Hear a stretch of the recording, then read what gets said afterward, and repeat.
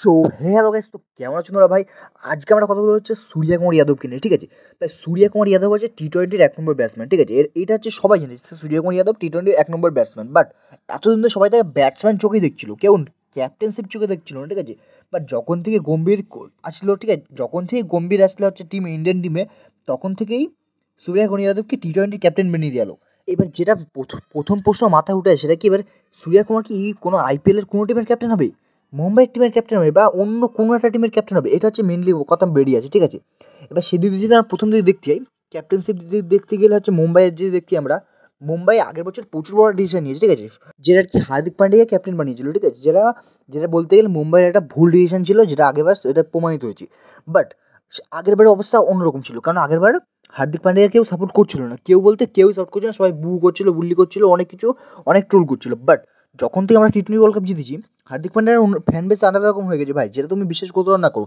সে last ওভারে যখন হার্দিক পান্ডিয়া যা বলটা করেছিল, বা 16-17 নম্বর ওভারে, মানে লাস্ট দুটো ওভারে বল থেকে হার্দিক পান্ডিয়া সবাই ফ্যান হয়ে গেছে। তাই হার্দিক পান্ডিয়ার ফ্যান বেস এখন আলাদা রকমের। তাই আগের বারের মতন এবারও বুলি হবে, বু হবে, এটা সম্ভব নয়, ঠিক আছে? এটা না হওয়ার চান্স প্রচুর বেশি, এটা বলতে গেলে হবেই না।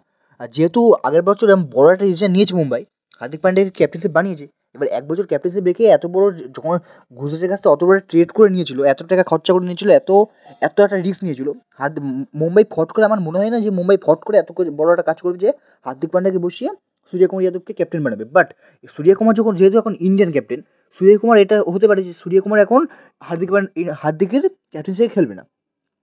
এখন সূর্যকুমার কাছে এখন অপরচুনিটি চাই যে ওর ক্যাপ্টেন্সিটাও মানে কতটা দক্ষতা আছে ওর মধ্যে ততটা প্রমাণ করার জন্য, ঠিক আছে? যেমন সূর্যকুমার যাদব এখন টিম ছেড়ে দিতে পারে, মুম্বাই ছেড়ে দিতে পারে। এবার বিষয় হচ্ছে সূর্যকুমার কি ছাড়বে? এবার হচ্ছে না ছাড়ার কিছু নেই, কেননা সূর্যকুমার এখন ইন্ডিয়ান ক্যাপ্টেন, আর ওর ইন্ডিয়ান ক্যাপ্টেনটা প্রমাণিত করতে হবে যে ও কত বড় ক্যাপ্টেন। তার জন্য ওকে এখন বেরোতে হবে। যদি মুম্বাই ক্যাপ্টেন না বানায় তাহলে তাকে বেরোতে হবে, বার হয়ে অন্য ফ্র্যাঞ্চাইজে ঢুকতে হবে। এবার নেওয়ার জন্য ভাই অনেক টিম আছে, বাস্তবতা বলতে নেওয়ার জন্য বহুত টিম আছে ভাই, নেওয়ার জন্য প্রচুর টিম আছে, যেমন হচ্ছে সিএসকে আছে, রাজস্থান আছে, তারপরে ব্যাঙ্গালোর আছে, আর কেকেআর আছে। ভাই কেকেআর নেওয়ার কারণ হচ্ছে কেকেআর এখন একটা ফেস ভ্যালু লাগবে, ঠিক আছে? কেন আস্তে আস্তে সিএসআর মুছে যাচ্ছে, সিএসআর নামটা সিরিয়াস বলতে গেলে আস্তে আস্তে মুছে যাচ্ছে। তো তো শেষমেশ একটা কথায় লাস্টে ভেসে যায়, সেটা হচ্ছে সূর্যকুমার যাদব কি মুম্বাইয়ের সাথে থাকবে? মানে মুম্বাই তো সূর্যকুমার যাদবকে রিটার্ন করবেই, ঠিক আছে? বাট সূর্যকুমার কি থাকবে? সূর্যকুমার কি ক্যাপ্টেন ছাড়া ইন্ডিয়ান ক্যাপ্টেন হয়ে কিন্তু কোনো রকমের আইপিএল টিমের ক্যাপ্টেন না হয়ে খেলা করবে? এটা হচ্ছে বড় কথা। তো দেখা যাক মেগা অকশনে গিয়ে, ভাই মেগা অকশন প্রচুর প্রচুর মজাদার হবে, ঠিক আছে? এটা মাথায় রেখো, মেগা অকশন প্রচুর মজাদার হবে। তো চলো আজকের মধ্যে এত, টাটা, বাই বাই।